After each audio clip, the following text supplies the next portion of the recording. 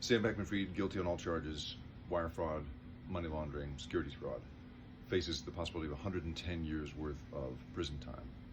And what I think is so interesting about this is that, I mean, first of all,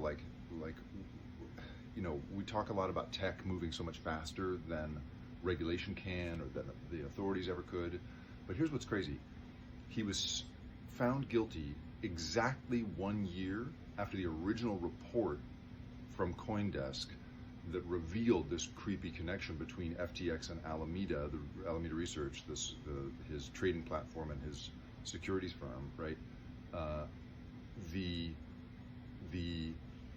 That connection blew open the consumer run that blew a $8 billion hole in his company and brought him down. And this trial moved super fast. The jurors found him guilty in just 4 hours. And so to my mind, that was really interesting. Another sort of piece of poetry about this is, oftentimes the critique of tech, is met with, oh, it's complicated, it's too complicated for you to understand.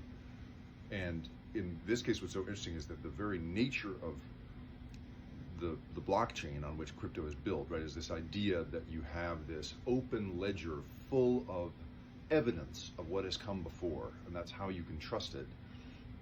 What's so interesting is that even though Sam Bankman-Fried, according to the prosecution, said the words "I don't recall" 140 times on the stand, and his defense amounted to one big shrug, basically saying he didn't know, it was just a mistake of accounting, no big deal.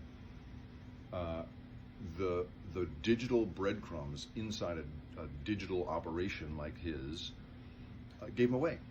They showed that when he would say, oh, I don't recall that, they would then show an Excel spreadsheet and the metadata in that spreadsheet that said he looked at this spreadsheet and he knew.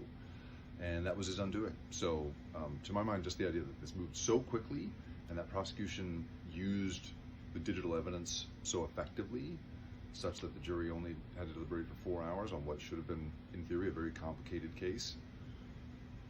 Boom, that's it. So he not only faces the prospect of more than a century's worth of prison time, he also has a second trial coming up in March for bribery and corruption.